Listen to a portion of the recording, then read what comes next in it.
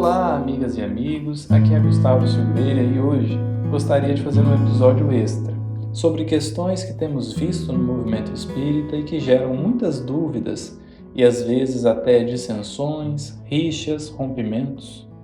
Por isso, este não será sobre a obra Pensamento e Vida, cuja sequência daremos no próximo episódio. Então, queria trazer aqui algumas reflexões, apontamentos e observações próprias e de outros autores, para que todos nós possamos pensar em conjunto, esclarecendo de antemão que o intuito não é nem agravar, nem criar polêmicas, mas antes, trazer ideias que possam, quem sabe, ser úteis de alguma forma. Quando falamos de doutrina espírita, uma questão parece muito relevante.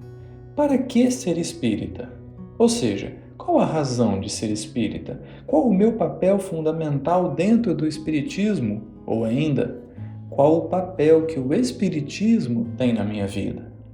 Ao que nos parece, alguns espíritas acreditam que o seu papel principal é defender o espiritismo de deturpações, informações falsas e combater a produção dita espírita, quer seja mediúnica, quer não seja.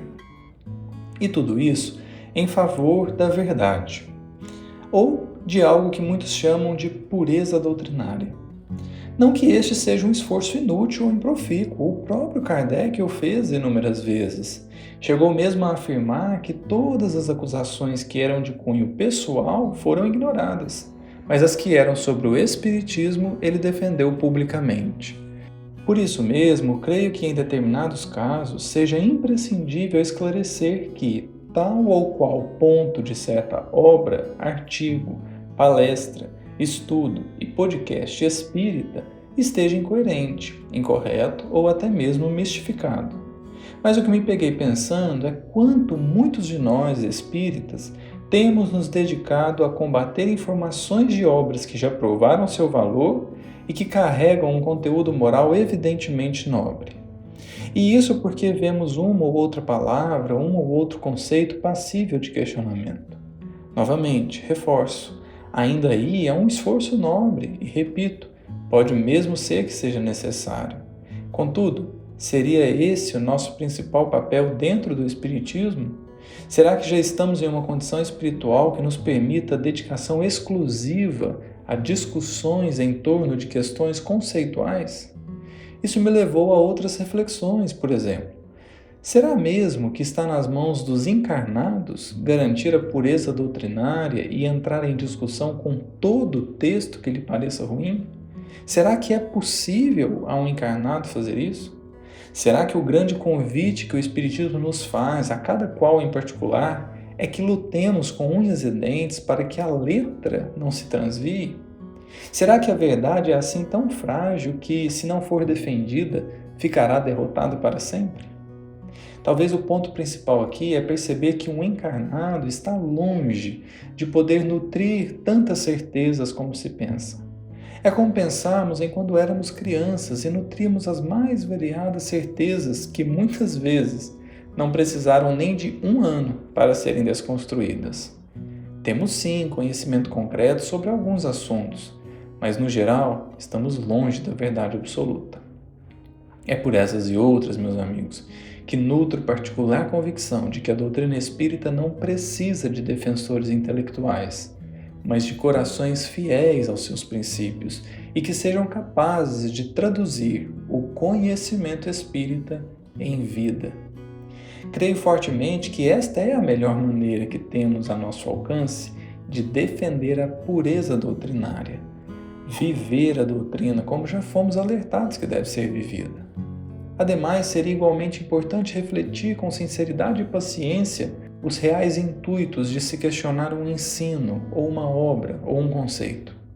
Em geral, o que observo é que nesse ímpeto de questionar, de duvidar, em prol de uma aparente defesa da verdade, nós acabamos nos perdendo em questões secundárias, que não raro são meras questões de palavras, conceitos e pendemos para um lado sombrio da inteligência avançada, que é o de achar que a coisa mais importante de todas é a discussão intelectual. Me lembro uma vez mais, portanto, da resposta da questão 14 do Livro dos Espíritos, quando disseram: Deixai consequentemente de lado todos esses sistemas. Tendes bastantes coisas que vos tocam mais de perto, a começar por vós mesmos. Estudai as vossas próprias imperfeições a fim de vos libertardes delas, o que será mais útil do que pretender penetrar no que é impenetrável. Trago essa questão não para favorecer uma alienação mental e uma ideia de que devemos aceitar tudo que lemos. Não, isso não. Isso não cabe na fé raciocinada. Todo leitor deve analisar o que lê, já disse Emmanuel e concordo com isso. Mas não posso deixar de notar que a discussão intelectual muito acalorada nos distancia a pouco e pouco da tão falada transformação moral. Isso porque debates que mais parecem disputas, antes de representarem amor à verdade, podem apenas alimentar a nossa vaidosa pretensão de detê-la em nós. Nesse sentido, será útil olhar para como o movimento religioso, de um modo geral, se comportou ao longo da história, porque alguém certa vez disse: o povo que não estuda sua história está fadado a repeti-la.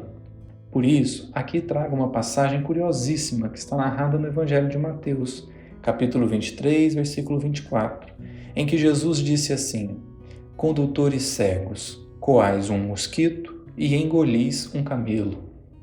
Como nada que Jesus disse foi em vão, alguém poderia se perguntar, e eu mesmo me fiz essa pergunta: por que Jesus falou de mosquito e camelo? Claro que a analogia por si só tem um valor expressivo. Uma das interpretações possíveis é pensar: a gente se importa com um detalhezinho e deixa grandes problemas de lado. Mas ainda assim fica uma questão: de todas as imagens que Jesus poderia ter usado, por que ele se serviu do mosquito e do camelo? Uma explicação possível é olhar para essas duas palavras quando escritas em aramaico, que era uma das línguas comumente usadas no dia a dia da região em que Jesus viveu.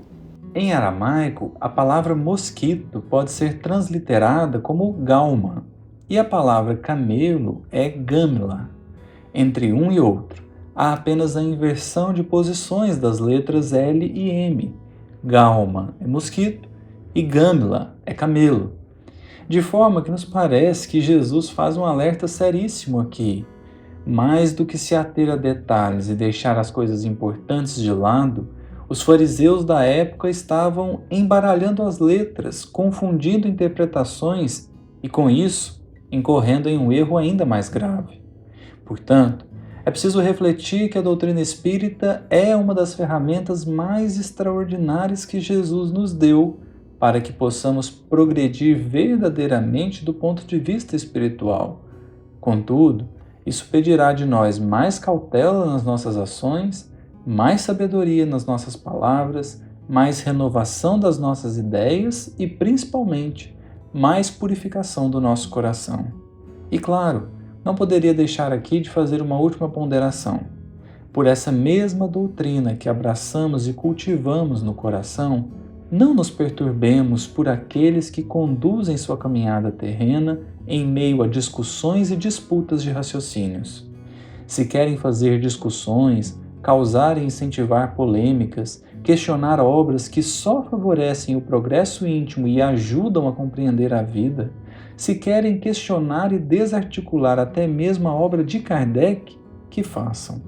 Mas se em nós já existe o intuito de estudar as nossas próprias imperfeições para nos libertarmos delas, como disseram os Espíritos, não deixemos que isso esfrie em nós.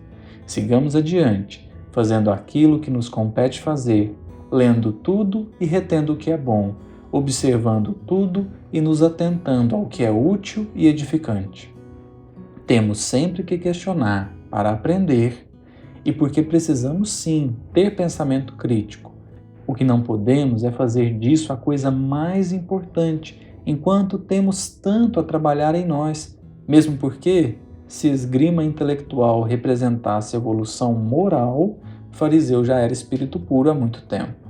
O que nos permite concluir, portanto, que quem esclarece o raciocínio nem sempre ilumina o coração, mas quem ilumina o coração mais cedo ou mais tarde, esclarece o raciocínio. É isso, meus amigos. Que Jesus nos ampare os intentos e os propósitos. Um grande abraço e até o próximo episódio do nosso Café com o Espiritismo.